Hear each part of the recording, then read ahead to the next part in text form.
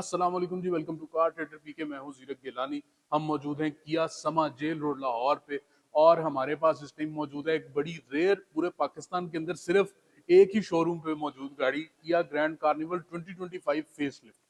Bye this time अभी तक ये गाड़ी जो है इस फेसलिफ्ट वर्जन के साथ पूरे पाकिस्तान में किसी शोरूम पे भी आपको नहीं मिलेगी, आप नहीं देख सकते।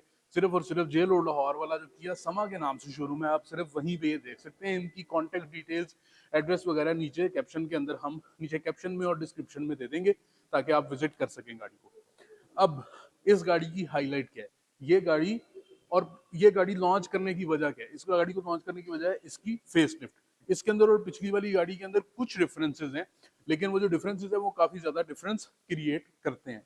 फर्स्ट ऑफ ऑल तो गाड़ी की सामने से जो लुक है वो बिल्कुल ही चेंज हो गई है। पिछली वाली जो गाड़ी थी वो फिर भी थोड़ी एमपीवी वाली लुक देती थी, इस गाड़ी के अंदर कोई एमपीवी वाली लुक नहीं है। ये सामने से खड़ी हुई अगर आप देखेंगे, पीछे से इसका फसाड नहीं देखेंगे, सिर्फ सामने से इसको देखेंगे ना, तो ये आपको एक पूरी एसयूवी ही लगेगी। ऐसे ही लगेगा कि किया की सेंटा फे है, क्योंकि ये अंडे और किया जो है वो सेम कंपनीज हैं, पीछे पेरेंट कंपनी सेम है, स्ट्रक्चर सेम होते हैं गाड़ियों के, सारा कुछ ऑलमोस्ट सेम होता है।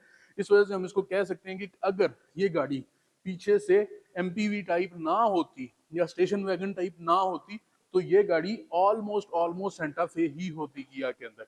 वैसे किया के अंदर जो सेंटा फे के कंपटीशन पे गाड़ी आती है वो सोरेंटो होती है। सोरेंटो का भी मॉडल बहुत जल्दी किया चेंज करने लगा है। तो अब इसके और पुरानी वाली जो गाड़ी है उसके डिफरेंसेस, पुरानी वाली गाड़ी तो वैसे उसको नहीं कहना चाहिए क्योंकि ये फेसलिफ्ट है और जिस प्रीमियम सेगमेंट की ये दोनों गाड़ियां, ये दोनों गाड़ियां एक ही प्राइस पॉइंट पे रहनी है, बल्कि इसके आने की वजह से जो पिछली वाली गाड़ी है उसका प्राइस थोड़ा बहुत इंक्रीज ही होगी। अब इसके अंदर और उस वाली गाड़ी के अंदर आपको डिफरेंस क्या फील होता है? सबसे पहले किया का नया वाला लोगो वो उसके अंदर भी है, इसके अंदर भी है। उसके बाद ग्रिल, ग्रिल इसकी और उसकी के अंदर डिफरेंस है। उसकी जो लाइट्स हैं वो यहाँ पे थोड़ी तिरछी होके ग्रिल के अंदर आती हैं, जिसकी वजह से ग्रिल इसकी और उसकी डिफरेंट है। इसकी ग्रिल के अंदर ये सामने सारे पेबल स्टोन हैं, इसको आप पेबल स्टोन कह सकते हैं, पेबल स्टोन टाइप लुक कह सकते हैं। ये सारे के सारे क्रोम निबलेट्स हैं, आप इसको इस तरह भी कुछ कह सकते हैं। नीचे वाली साइड पे पूरी की पूरी एक क्रोम गार्निश चल रही है, इधर से लेके यहाँ बिल्कुल एंड तक। उसके बाद गाड़ी की जो लाइटें हैं वो बड़ी अग्रेसिव हैं। गाड़ी की लाइटें बिल्कुल एसयूवी स्टाइल में, यहाँ से लेके यहाँ तक आपको एक डीआरएल मिलेगा, ये सारा टाइम चलेंगे। जो फॉग लाइट्स हैं वो डीआरएल के साथ नहीं चलेंगी, हमने सिर्फ और सिर्फ जो लाइट वाला स्विच है उसको फुल आगे कर दिया है गाड़ी को लॉक करके, तो डीआरएल के साथ फॉग लाइट्स भी जल गई हैं। वरना जब डीआरएल चलेंगे तो फॉग लाइट साथ नहीं जलेंगी। पिकांटो के अंदर इस तरह होता था कि दिन टाइम भी फॉग लाइट्स जल रही होती थी। उसके बाद यहाँ पे हमारे पास 4 एलईडी बाय प्रोजेक्शन हेडलैम्प्स आ जाते हैं और ये प्रोजेक्शन एलईडी लैंप्स हैं। कफ बहुत अच्छी कवरेज है इनकी, बहुत अच्छी रेंज है उनकी, और जिस काम के लिए गाड़ी बनी हुई है, यानी कि आपने फैमिली को लेके नॉर्दर्न एरियाज में जाना है, किसी ऐसी जगह पे लेके जाना है जहाँ पे रोड लाइट नहीं है, तो आपको उसके अंदर कोई मसला नहीं होगा। क्यों? क्योंकि इसकी अपनी लाइट्स जो हैं वो बेतहाश हैं, और जो लाइटें हैं गाड़ी की वो गाड़ी के बिल्कुल एज पे हैं, यानी कि एक लाइट बिल्कुल इस एज पे, दूसरी लाइट बिल्कुल उस एज पे, और पूरी बार जो है वही एजेस पे है। इसका फायदा ये है कि गाड़ी की जो लाइट की स्प्रेड है वो बहुत ज्यादा होती है। दूसरे नंबर पे आपकी जो ड्राइविंग पोजीशन है उसके हिसाब से जो आपकी फॉग लाइट्स हैं वो बहुत नीचे हैं, और जो हेडलाइट्स की भी नीचे वाले जो मॉड्यूल्स हैं वो बहुत नीचे हैं। तो फॉग हो, अंधेरा हो, जिस तरह बस ड्राइवर को एडवांटेज होती है कि जब वो बस चला रहा होता है तो जितनी मर्जी कंडीशंस खराब हो जाए उसका जो रोड का विजन है वो बिल्कुल ठीक रहता है। इस वजह से आपका इस इन लाइटों की पोजीशनिंग की वजह से आपका भी जो विजन है वो बिल्कुल ठीक रहेगा। उसके बाद इसके अंदर जो नीचे लिप है, जो बम्पर का लिप है वो थोड़ा सा डिफरेंट है पुरानी वाली गाड़ी से। सामने आपके पास यहाँ पे रडार आ जाता है इसके एडैस के फीचर्स के लिए। वैसे इस वाली गाड़ी के अंदर पिछली वाली गाड़ी से एडैस के फीचर्स थोड़े से कम कर दिए गए हैं।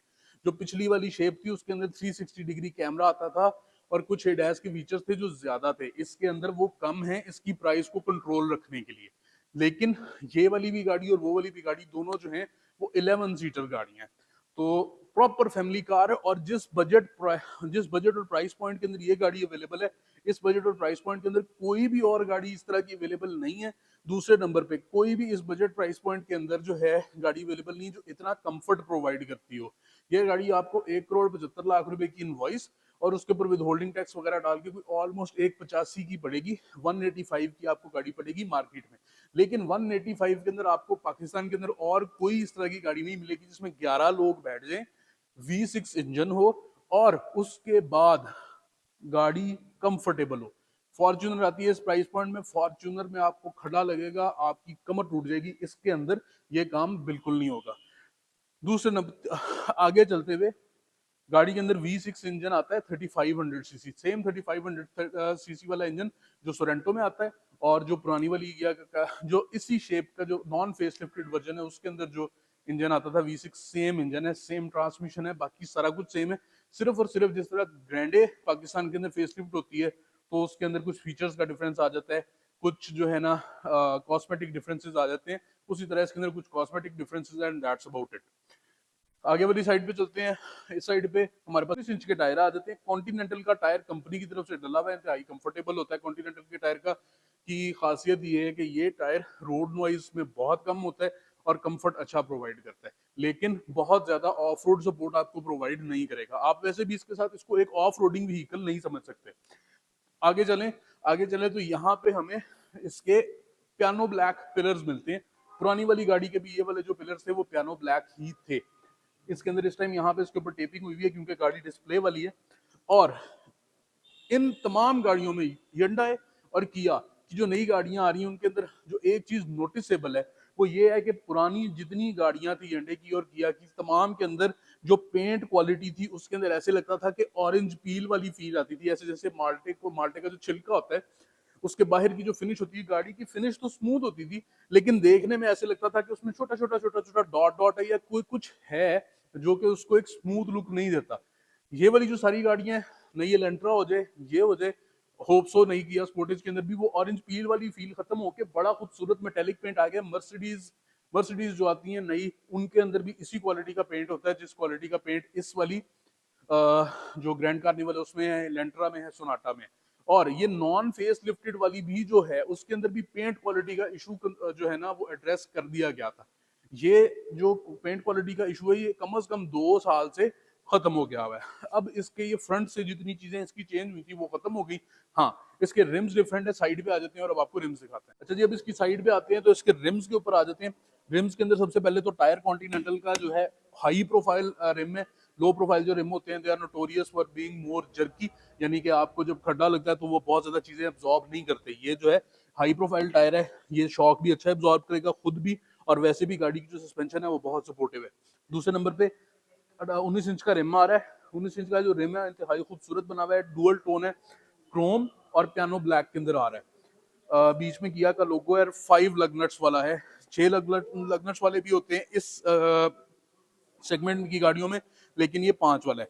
एक चीज जो आप देखेंगे कि फॉर्च्यूनर का और जो रेवो है, जो इसी प्राइस पॉइंट के अंदर गाड़ियां थी, उनका जो डिस्क प्लेट होती है, जो डिस्क होती है ब्रेक, वो इतनी बड़ी नहीं होती जितनी बड़ी इसकी। इसके अंदर बहुत बड़ी डिस्क लगी हुई है और इसके जो ब्रेक कैलिपर्स हैं वो भी बहुत बड़े हैं, यानी कि braking will not be an issue either. ठीक हो गया जी। उसके बाद यहाँ पे हमारा वाइपर वेल आ जाता है। विंड स्क्रीन सेम है, एडास के लिए जो रेन सेंसर्स वगैरह हैं वो सेम है। साइड मिरर्स बहुत बड़े बड़े हैं और वो सेम वही वाले हैं जो पिछली वाली गाड़ी के अंदर थे। तो ये इसका फेंडर यानी कि फ्रंट राइट हो गया। अब इसकी बिल्कुल साइड पे चलते हैं जी। अब इसकी साइड पे आते हैं। साइड पे सबसे पहले साइड मिरर हाईलाइट, बहुत बड़ा साइड मिरर, लेकिन एक चीज जो पुरानी वाली है उसके अंदर 360 डिग्री कैमरा था, इसके अंदर 360 डिग्री कैमरा नहीं है। क्यों? प्राइस कंट्रोल करने के लिए। रूफ रेल्स हैं, रूफ रेल्स फंक्शनल हैं, अभी इनके ऊपर कोई चीज अटैच नहीं हुई भी, लेकिन आप कुछ भी लगवाना चाहें आप लगवा सकते हैं, सिर्फ और सिर्फ कॉस्मेटिक नहीं है। ऊपर वाली साइड पे हमारे पास आ जाती है पेनोरामिक सनरूफ आ जाती है। पेनोरामिक सनरूफ इसकी इस तरह है कि पूरी की पूरी पेनोरामिक सनरूफ नहीं है, स्प्लिट रूफ है। आगे सनरूफ अलग है, पीछे वाले पैसेंजर्स के लिए सनरूफ अलग है। इस साइड पे आते हैं, सेम क्रोम हैंडल्स जो पुरानी वाली गाड़ी के थे सेम वही है। साइड में कोई डिफरेंस नहीं है पूरी गाड़ी के अंदर। साइड में पिछले बम्पर में जाके थोड़ा सा डिफरेंस शुरू होता है, उसके अलावा साइड पे कोई डिफरेंस नहीं है। पहले वाले दरवाजे को हम यहाँ से इसके रिमोट से अनलॉक कर लेते हैं। तो पहली चीज जो आप नोटिस करेंगे वो ये है कि इसके अंदर वेलकम लाइट है और हैंडल के अंदर भी लाइट है, यानी कि आपको हैंडल ढूंढने के अंदर कोई मसला नहीं होगा। अगर बहुत ज्यादा अंधेरा है, इतना अंधेरा है कि कुछ नजर नहीं आ रहा, फिर भी हैंडल आपको मिल जाएगा। दूसरे नंबर पे अगर आपके हाथ में चाबी है तो आप इस वाले बटन से गाड़ी को लॉक और अनलॉक कर सकते हैं। गाड़ी वेलकम करती है, लाइट्स ऑन करती है जब आप गाड़ी को अनलॉक करते हैं। उसके बाद दरवाजा है, दरवाजा वही है, बहुत बड़ा दरवाजा जो उसका था, इसका भी उसी तरह बहुत बड़ा एक दरवाजा है। पिछले वाला जो दरवाजा है वो ऑटो ओपनिंग है। अब इसके अंदर आपके पास ऑप्शन है कि आप इसको रिमोट से भी खोल सकते हैं, इसके पिछले दरवाजे को यहाँ से बटन से भी खोल सकते हैं, और इसको यूं करके पुल करके भी खोल सकते हैं। यही सेम फीचर्स पुरानी वाली गाड़ी के अंदर भी थे, सिर्फ शेप डिफरेंट थी चाबी की। मैं इसका यहाँ से बटन क्लिक करता हूँ, गाड़ी का दरवाजा ऑटोमेटिकली खुल जाएगा। ऑटोमेटिकली दरवाजा खुलने के बाद काफी ज्यादा स्पेस है अंदर जाने के लिए। इंटीरियर की स्पेस अभी थोड़ी देर तक इसकी डिस्कस कर लेते हैं। मैंने इसके दरवाजे को यहाँ से इसको मैं दोबारा से क्लिक कर देता हूँ, तो दरवाजा जो है वो ऑटोमेटिकली बंद हो जाता है। रूफ रेल्स की बात होगी, पीछे वाली साइड पे यहाँ पे एक बहुत खूबसूरत जो है ना पैनल आता है क्रोम का, जो कि डायमंड कट में ये वाला सेम पैनल पुरानी वाली गाड़ी के अंदर भी है। तो इसके अंदर भी कोई डिफरेंस यहाँ पे नहीं आया। डिफरेंसेस जो है वो साथ साथ आप नोट करते जाएं। ये वाला जो पैनल है, उसके बाद यहाँ पे पीछे आपके बी पिलर वाली विंडो आ जाती है। ये आपका जो दरवाजा है उसकी रेलिंग का वेल आ जाता है। साइड पे एक सिग्नेचर लाइन है and that's about it on the side of this. अब चलते हैं इसकी बैक साइड पे। अच्छा जी, अब इसकी बैक साइड पे आते हैं तो सबसे पहली जो चीज है वो उसी तरह जिस तरह पिछली वाली गाड़ी का इसका हिडन जो रियर स्क्रीन वाइपर होता है वो उसी तरह अंदर यहाँ पे इसका रियर स्क्रीन वाइपर है। ऊपर हाई माउंटेड आपके पास ब्रेक लैंप है, पीछे शार्क फिन एंटीना है। और the major difference, another major difference वो ये है कि जो पीछे वाली लाइट्स हैं वो बिल्कुल डिफरेंट है। जो पुरानी वाली गाड़ी थी उसके अंदर पीछे वाली जो लाइट्स थी वो यूं करके यहाँ से लेके यहाँ तक चल रही थी। इसके अंदर एक तो ये वाली जो प्रोफाइल है वो थोड़ी सी थिन हो गई है। दूसरे नंबर पे यहाँ पे साइड पे यहाँ पे जो लाइट चल रही थी ये इस वाले एज तक उसको खत्म करके यूं करके एक लंबी लाइट दे दी गई है। और ये भी DRL के तौर पे ही एक्ट करती है जो पीछे वाली लाइट है। पीछे वाला शीशा सेम है, पीछे वाले ये वाला जो पिलर है ये सेम है, रूफ स्पॉइलर सेम है। एक और जो मेजर डिफरेंस है पुरानी गाड़ी में और इस वाली गाड़ी के अंदर वो ये कि जो पिछली वाली गाड़ी है उसके यहाँ पे आपको एक हैंडल मिलता है जिससे आप उसकी डिक्की या जो टेल गेट है उसको खोलते हैं। और ये वाला जो पैनल है उसका डिफरेंट है। इसके अंदर ये यहाँ पे ये वाला जो पैनल है ये डिफरेंट है। और मेजर थिंग टू नोट ये है कि ये प्लास्टिक का पैनल नहीं है, ये भी मेटेलिक है। जैसे होंडा सिविक के अंदर आता था कि उसके अंदर स्प्लिट एक पैनल आता था गाड़ी के अंदर डिक्की के अंदर, तो वो जो बीच वाला पैनल होता था वो प्लास्टिक का होता था। इसके अंदर वो नहीं है, ये मेटेलिक पैनल है। नया वाला लोगो है। यहाँ से भी मैं इसकी डिक्की को खोल सकता हूँ, ट्रंक को खोल सकता हूँ और यहाँ से भी मैं इसको ऑटो होल्ड से भी खोल सकता हूँ। खोल मैंने इसको इधर से लिया, बंद मैं इसको यहाँ से की से कर देता हूँ। ये जी इस टाइम अब बंद होने लगी है। एम्पल ऑफ स्पेस अंदर मौजूद है। अब इसको दोबारा से खोल के इसकी स्पेस की तरफ भी चलेंगे। पीछे वाली साइड पे पार्किंग सेंसर जिसके एडास के अंदर इंक्रीज करते हैं, क्योंकि हम किया समा पे इस वजह से यहाँ पे किया समा लिखा हुआ है। और ये गाड़ी अगर आपने देखनी है तो सिर्फ और सिर्फ पाकिस्तान में अभी आप किया समा पे ही देख सकते। कार्निवल की जो पीछे बैजिंग है वो सेम है जो पुरानी गाड़ी की थी। उसके बाद पीछे पार्किंग सेंसर है जो इसके एडास के फीचर्स में इंक्रीज करते हैं। और इसका जो पिछला बम्पर है वो डिफरेंट है। जो पुरानी वाली गाड़ी है उसके पिछले बम्पर के अंदर लाइट नहीं है, इसके पिछले वाले बम्पर के अंदर यूं करके नीचे लाइट जा रही है, जिसकी वजह से पिछला बम्पर डिफरेंट है। उसके अलावा सारे पैनल जो है वो सेम है। अब ये हो गया इसके एक्सटीरियर का एक टोटल रिव्यू। उसके बाद अब इसके अंदर चलने की जाना शुरू करते हैं। सबसे पहले मैं ट्रंक खोल देता हूँ। ठीक है जी, ट्रंक खुलते साथ ही सबसे पहले लो बेड का मतलब है कि अगर आप किसी पिकनिक पे गए, कुछ भी करने गए, तो आपके पास एक बेंच मौजूद है जिसके ऊपर आप बैठ के सामने टेबल लगा के तो अपनी कोई भी एक्टिविटी जो है वो होल्ड कर सकते हैं। दूसरे नंबर पे आपका यहाँ पे नीचे ये आपका बेड आ जाता है। इस टाइम इसके अंदर यहाँ पे मैट पड़े हुए हैं। ठीक है जी, आपका जो स्पेयर टायर है वो नीचे हैंगिंग है। इधर से आप इसकी, अब ये जो मैट पड़े हुए हैं अगर मैं इनको एक दफा उठा के आगे रख दूं, इधर रख दूं 2 मिनट के लिए सिर्फ और सिर्फ, तो ये वाली जो सीट्स हैं ये खुल जाएंगी। और ये वाली सीट्स जब खुल जाती हैं तो ये गाड़ी बन जाती है पूरी की पूरी 11 सीटर। जितनी देर तक ये सीट नीचे होती है उतनी देर ये 9 सीटर होती है। तो अब इसको दोबारा से खींच के यूं करके नीचे करते हैं तो ये गाड़ी वापस से हो गई 9 सीटर। 9 सीटर करने के बाद हम इसके जो मैट्स हैं उनको उतार के वापस ट्रंक में रख देते हैं। ठीक है जी, अब जो सबसे पीछे वाला भी जो कैबिन है उसके अंदर भी चार्जर आउटपुट आपके पास यहाँ पे अवेलेबल है, लाइट्स भी आपके पास अवेलेबल है। और गाड़ी के अंदर सबसे पीछे भी वेंटिलेशन है। वेंटिलेशन होने के अलावा इस साइड पे आपके पास चार्जिंग पॉइंट भी है। इसके अब ट्रंक को बंद करते हैं। पीछे काफी वाइड ओपनिंग है, कोई भी सामान आपने अंदर रखना है, कुछ भी रखना है, लंबी चीजें रखनी है, मसला कोई नहीं होगा। ये हो गया जी ट्रंक बंद। अब इस साइड से गाड़ी के अंदर चलते हैं, सबसे पहले पीछे। अच्छा जी, अब अगर इसके अंदर वाली साइड पे चलें तो सबसे पहले तो इसको यूं करके खोल लिया। दरवाजों के अंदर कर्टन्स मौजूद हैं। अगर मैं बूढ़ा हूँ तो मैं इसको यूं करके पकड़ के भी अंदर घुस सकता हूँ, नहीं भी बूढ़ा तो भी घुस सकता हूँ। और जो है इसके बाद मैं अपनी सीट को अपने मुताबिक एडजस्ट करूंगा। पिछली वाली जो सीटें वो एडजस्टेबल हैं। दरमियान में मेरे पास जो है ना आर्म रेस्ट आता है। आर्म रेस्ट के अंदर मेरे पास कप होल्डर है पीछे वाली सीट में भी, और पीछे मेरे पास चीजें रखने की भी जगह है। ये वाली जो सीट है ये कैप्टन सीट्स कहलाती हैं, यानी कि ये वही सीट्स हैं जो अगली वाली सीट्स हैं, लेकिन इनके अंदर इलेक्ट्रिकल एडजस्टमेंट मौजूद नहीं है। इनको अगर मैं आगे पीछे करना चाहूँ तो आगे और पीछे इनको मैं कर सकता हूँ। गाड़ी का इंटीरियर बहुत खूबसूरत है, यानी कि अगर मैं खिड़की के बाहर देखूं तो भी नज़ारे, अंदर देखूं तो भी नज़ारे। दूसरी वाली सीट पे बैठूंगा तो वो वाली जो सीट है वो कैप्टन सीट है, यानी कि जो ड्राइवर के पीछे वाली सीट होती है वो पैसेंजर सीट होती है, और जो ओनर सीट होती है अगर ड्राइवर हो तो वो पैसेंजर के पीछे वाली सीट होती है। वो वाली जो सीट है उसके अंदर पिछले वाले मॉडल की तरह ही मेरे पास बॉस सीट है अगली वाली, यानी कि मैं पिछली सीट के ऊपर बैठ के अगली सीट को आगे पीछे और टिल्ट भी कर सकता हूँ। अंदर मेरे पास चार्जिंग पॉइंट्स अवेलेबल हैं। अब ये होगी इसकी पीछे वाली साइड। अंदर एसी अलहदा मौजूद है पिछले कैबिन के लिए, जिसका क्लाइमेट कंट्रोल भी इस साइड पे अवेलेबल है। ग्रैब हैंडल्स यहाँ पे भी अवेलेबल हैं और सनरूफ इधर अवेलेबल है। सनरूफ के जो कंट्रोल्स हैं वो भी मेरे पास अलहदा हैं, अगले ड्राइवर के अलहदा हैं, लेकिन जो ड्राइवर है वो दोनों सनरूफ को इकट्ठा भी कंट्रोल कर सकता है। तो ये हो गया जी इसका बैक कैबिन। अब चलते हैं आगे।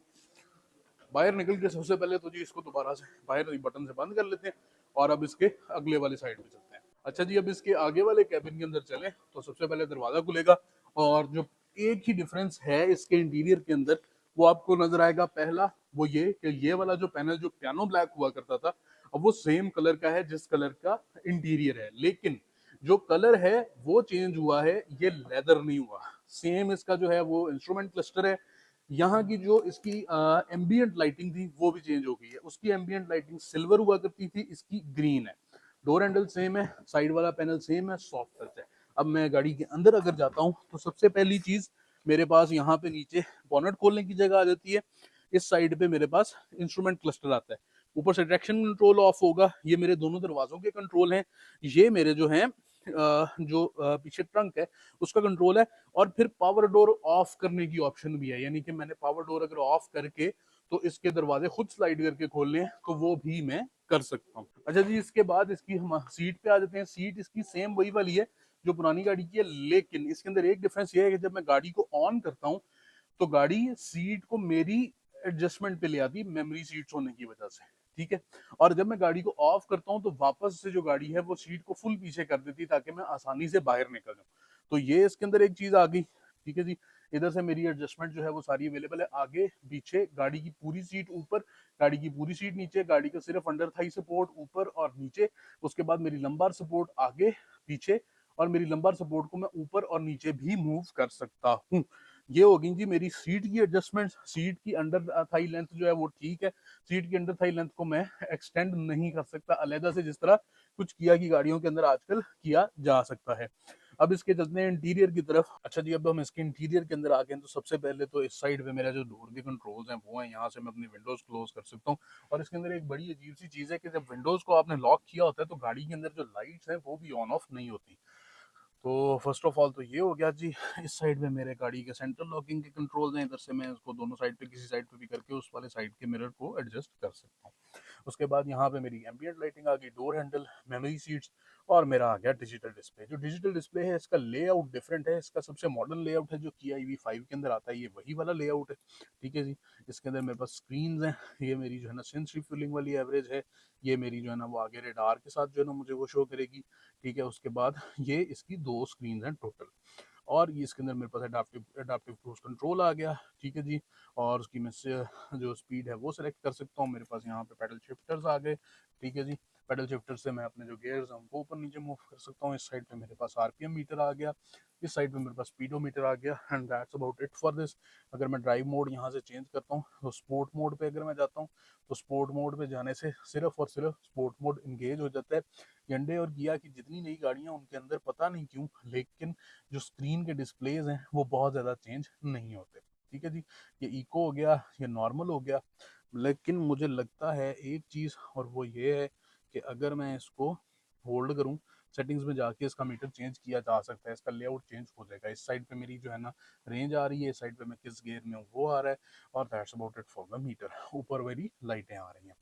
यहाँ पे अब इसके ऊपर आते हैं तो सबसे पहले इस साइड पे मेरे क्रूज के कंट्रोल हैं सारे के सारे, और ये मेरा मीटर की डिस्प्ले चेंज करने का कंट्रोल है।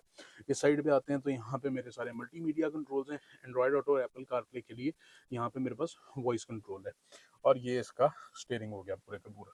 इस साइड पे मेरी जो है वो आ जाती हैं एसी वेंट्स आ जाते हैं। बाकी इंटीरियर मोर और लेस सेम ही है, लेकिन जो इसका ये वाला यूनिट है इंफोटेनमेंट डिस्प्ले है, ये अपडेटेड है सॉफ्टवेयर वाइज। 12.3 इंचेस का इंफोटेनमेंट है, 12.3 इंचेस का ही जो हमारा मीटर है वो है। उसके बाद नीचे आते हैं, हमारा आ जाता है क्लाइमेट कंट्रोल। क्लाइमेट कंट्रोल उम्मीद है कि सेम यही वाला स्पोर्टेज के अंदर भी आएगा। ऊपर भी यहाँ पे सारी जो है ना वुडन गार्निश आती है, उसके ऊपर अभी टेपिंग हुई हुई है। नीचे वाली साइड पे मेरे पावर आउटलेट्स आ जाते हैं, यहाँ पे मेरा वायरलेस चार्जर आ जाता है, इधर भी मैंने जो है ना अपना फ़ोन वगैरह रख सकता हूँ। और फिर आ जाती है मेरी जो गियर नॉब है वो, गियर नॉब के ऊपर यहाँ पे ऊपर पार्किंग है, बड़ा खूबसूरत सा एक क्रिस्टल जो है वो पूरे का पूरा गियर नॉब है। इधर से मैं इसको पार्किंग ड्राइव में ले गया, इधर से मैं इसको न्यूट्रल में ले आया, और इधर से मैं इसको रिवर्स में ले गया। अब इसके अंदर जो है ना एक चीज़ आप नोट कर सकते हैं कि ये जो गियर नॉब है ये पूरी की पूरी नहीं घूमती, सिर्फ नीचे ये जो डायल है ये घूमता है। तो इसको मैं पार्किंग में डाल देता हूँ। पार्किंग में डालने के बाद पीछे मेरे पास पार्किंग ब्रेक आ जाती है, ड्राइविंग मोड चेंज करने की ऑप्शन आ जाती है, ऑटो होल्ड का बटन आता है। इस साइड पे मेरे जो है ना कप होल्डर्स आ जाते हैं। यहाँ पे मेरे पास हीटेड और वेंटिलेटेड सीट्स दोनों अवेलेबल हैं, उनको मैं यहाँ से एंगेज कर सकता हूँ, बंद कर सकता हूँ और ऑन भी कर सकता हूँ। पार्किंग कैमरा आ गया, कैमरा 360 नहीं है, सिर्फ और सिर्फ रिवर्स कैमरा ही है। पार्किंग सेंसर्स ऑन ऑफ कर सकता हूँ, और मेरा स्टीयरिंग भी हीटेड है तो उसको भी मैं यहाँ से ऑन और ऑफ कर सकता हूँ। उसके बाद मेरा आ गया एक कंसोल। कंसोल बहुत बड़ा है लेकिन कूल्ड नहीं है। उसको बंद करूंगा तो पीछे वाले पैसेंजर के मेरे पास जो है ना कप होल्डर आ गए, और इस साइड पे भी मेरे पास कुछ थोड़ा बहुत सामान रखने की जगह आ गई। इस साइड पे मेरे पास आ गया मेरा कंसोल बॉक्स। कंसोल बॉक्स काफी बड़ा है, ओनर मैनुअल पड़ा भी हो फिर भी इसके अंदर काफी ज्यादा जगह है। आगे वाली साइड पे मेरा ऑटो डिमिंग जो है वो मिरर आ गया। ये मेरा जो है ना उसके बाद आ गया एयर रेन सेंसर वगैरह। इस साइड पे मेरे दोनों जो मेरी सन रूफ है उनके अलग अलग कंट्रोल आ गए हैं। ये मैं लाइट्स ऑन और ऑफ करने का जो है ना मेरे पास ऑप्शन आ गई है, बाकी सारी लाइट्स आ गई, ठीक है जी। और ये मेरी आ गई सन रूफ। सन रूफ इसकी वैसे ऑटोमेटिक ही है। इस साइड पे मेरा आ गया जो है सनवाइजर आ गया। लाइट इसके साथ ऑटोमेटिकली कंट्रोल नहीं है, लाइट के लिए मुझे उसको ऑन ऑफ यहाँ से करना पड़ेगा। तो ये हो गया चीज का इंटीरियर। इंटीरियर इसका ऑलमोस्ट सेम वही वाला है जो पुरानी वाली गाड़ी का है, और वो बिल्कुल सामने हमारी पुरानी वाली गाड़ी एक खड़ी हुई भी है। तो that's about it for the front of the interior. अब इसके इंटीरियर में पिछली वाली साइड पे चलते हैं और पिछले वाला कैबिन आपको दिखा दें। इसके अंदर एक जो और चीज है वो ये है कि जब गाड़ी को ऑन ऑफ करते हैं तो एक बड़ी खूबसूरत एनिमेशन आती है यहाँ पे। ऑन करते हुए तो वो नहीं आती, ऑन करते हुए तो सिर्फ और सिर्फ यहाँ पे मीटर ऑन हो जाता है और यहाँ पे इंफोटेनमेंट डिस्प्ले आ जाता है। लेकिन जब गाड़ी को ऑफ करते हैं तो गाड़ी एक बड़ी खूबसूरत सी एनिमेशन प्ले करती है। किया का लोगो इस साइड पे आएगा, इस साइड पे मेरी कुछ रीसेंट जो फिगर्स हैं वो आएंगे, और उसके बाद वो भी बंद हो जाएगा। जब मैं पीछे वाली साइड पे आ जाता हूँ तो सबसे पहले तो मेरे पास अच्छी वाली जगह मौजूद है। हालांकि मैंने गाड़ी की जो सीट है उसको फुल पीछे इस टाइम किया हुआ है। उसके बाद यहाँ पे मेरे पास कर्टन है, कर्टन को मैं यहाँ से हटा सकता हूँ और अंदर लाइट ज्यादा हो जाएगी। ग्रैब हैंडल है यहाँ पे डोर हैंडल आ गया। पिछली सीट्स भी मेरी हीटेड हैं तो उनके कंट्रोल यहाँ पे आ गए, और ये मेरे विंडो के कंट्रोल आ गए। उसके बाद ये मेरे कप होल्डर्स आ गए। ये मेरे से पीछे वालों के कप होल्डर भी कहलाए जा सकते हैं, लेकिन उनके पास भी पीछे कप होल्डर्स वैसे अवेलेबल हैं, तो उनको पीछे इन कप होल्डर्स की जरूरत नहीं पड़ेगी। यहाँ पे मेरे पास कोई क्लाइमेट कंट्रोल का ऑप्शन नहीं है, क्योंकि मेरे पास छत के अंदर अपनी एक जो है ना डक्ट अवेलेबल है, और यहाँ से मैं उसका टेम्परेचर भी चेंज कर सकता हूँ। पीछे यहाँ पे भी ग्रैब हैंडल है, यहाँ पे भी ग्रैब हैंडल है, उस साइड पे भी इसी तरह है। अब इसके इस वाले कैबिन से इससे भी पिछले वाले कैबिन में चलते हैं। ये नोट करने की चीज है कि ये वाली जो सीट्स हैं दे आर एडजस्टेबल टू, ये आगे और पीछे हो जाती हैं। अच्छा जी, अब अगर इसकी हमने इस वाली रो से इससे पिछली वाली रो में जाना है तो सबसे पहले तो इसकी जो सीट है इसको आगे हम रिक्लाइन करेंगे और इसको फुल आगे कर देंगे। इसको फुल आगे करने के बाद मैं यूं करके तो इसके पीछे घुस सकता हूँ। इधर यूं करके मैं जब इसके पीछे यहाँ पे घुस गया हूँ तो ये वाली सीटें बिल्कुल कंजस्टेड नहीं थी, लेकिन ये वाली जो सीटें हैं थोड़ी सी कंजस्टेड हैं, यानी कि ये बच्चों के इस्तेमाल के अंदर ही आ सकती हैं। यहाँ पे पीछे मेरे पास ड्रिंक्स रखने की जगह अवेलेबल है, पीछे मेरे पास चार्जिंग पॉइंट अवेलेबल है, और हवा की जगह मेरे पास यहाँ पे अवेलेबल है। इससे पीछे भी एक जगह बैठने की, लेकिन उधर मेरे से बिल्कुल नहीं घुसा जाएगा, तो मैं उधर घुस भी नहीं रहा। इधर से बाहर निकल आता हूँ मैं। अच्छा जी, इसका बॉनेट मैंने खोल दिया है। बॉनेट खोल के अभी हम इसको आपको इसके बॉनेट के अंदर भी ले आते हैं। फर्स्ट थिंग टू नोटिस कि पिछली वाली के अंदर यहाँ पे स्ट्रट आता था मैनुअल, इसके अंदर डुअल हाइड्रोलिक्स अवेलेबल है, क्योंकि जो बॉनेट है वो काफ़ी भारी होता है। पीछे साउंड डैम्पनिंग शीट अवेलेबल है, यहाँ पे इसकी हाइट की एडजस्टमेंट अवेलेबल है, और that's about it for the bonnet. अब इसके इंजन के अंदर आता है। अच्छा जी, जो इसका इंजन है वो सेम वही वाला V6 है जो किया सोरेंटो के अंदर आता है। अच्छी पावर है इसके अंदर, अच्छे टॉर्क फिगर्स हैं, गाड़ी के साइज के मुताबिक गाड़ी बड़ी अच्छी पुल रखती है। 500 न्यूटन मीटर के टॉप आसपास इसके अंदर टॉर्क अवेलेबल है। और क्योंकि ये V6 है, तो आप इसको जितने मर्जी इसको खींचते जाएं, इसमें आपको महसूस नहीं करवाना कि मैं कहीं पे भी अंडर लोड हूँ। गाड़ी के हायर टॉर्क फिगर्स और ज्यादा डिस्प्ले ज्यादा डिस्प्लेसमेंट होने का यही फायदा होता है कि गाड़ी कहीं भी ये नहीं महसूस करवाती कि भाई मैं अंडर लोड हूँ। There is no replacement for displacement. गाड़ी का जो पूरा अंदर ये जो इंजन बे है ये कवर्ड है, कहीं पे भी कोई ऐसी चीज नहीं है जो कि अगर आपने काम करना शुरू करना है तो आपको वो लगेगी और आप जल सकते हैं, या अगर गाड़ी गर्म है तो आपको कुछ लगेगा तो आपको इंजरी हो सकती है। ऐसी कोई चीज गाड़ी के अंदर जो है ना अनकवर नहीं है। ये मेरी जो है ना वो है हुक है जिससे मैं अपना जो बॉनेट है उसको खोलता हूँ। यहाँ पे मेरे पास वॉशर फ्लूइड आ जाता है, ये मेरा कूलेंट है, ये मेरा जो है ना ब्रेक फ्लूइड है। उस साइड पे मेरी बैटरी आ गई, एंड दैट्स अबाउट इट। उस साइड पे एयर फिल्टर आ गया, ये मेरा जो है ना एयर इनटेक आ गई, और ये पूरे का पूरा इसका इंजन कंपार्टमेंट है। गाड़ी के अंदर पिछली वाली साइड पे अच्छा साउंड डैम्पनिंग शीट लगी हुई है, जिसकी वजह से गाड़ी की जो इंजन की आवाज है वो अंदर नहीं जाती। अच्छा जी, तो ये था हमारा किया ग्रैंड कार्निवल 2025 फेस लिफ्ट का एक फुल डिटेल रिव्यू। इसके अंदर हमने आपको इसके इंजन के बारे में बताया, क्या क्या चेंजिंग्स हैं पुरानी और नई गाड़ी के अंदर उसके बारे में बता दिया, और इंटीरियर के बारे में बताया, इंटीरियर के अंदर जो चेंजेस हैं उनके बारे में बताया। यही वो सारे के सारे चेंजेस हैं जो कि आप इस गाड़ी के अंदर एक्सपेक्ट करेंगे, क्योंकि हमने आपको वो सारे के सारे बता दिए। अगर अब आप ये गाड़ी देखना चाहते हैं तो ये गाड़ी इस टाइम सिर्फ और सिर्फ किया समा लाहौर जेल रोड के ऊपर अवेलेबल है। उसके अलावा ये गाड़ी डिस्प्ले के लिए कहीं और अवेलेबल नहीं है। अगर आप ये गाड़ी देखना चाहते हैं, किया समा आए, इसका आके नज़ारा करें। अगर आप इसको लेना चाहते हैं तो 175 की जो गाड़ी की है वो इनवॉइस है विद होल्डिंग टैक्स वगैरह डाल के आपको अराउंड 185 पड़ेगी। बहुत शुक्रिया जी आपका हमारा ये वाला रिव्यू देखने का। आप और भी रिव्यूज देख सकते हैं, हमने काफी सारे गाड़ियों के किए हैं। आपसे मुलाकात होगी इंशाल्लाह नेक्स्ट रिव्यू में। तब तक के लिए अल्लाह हाफिज।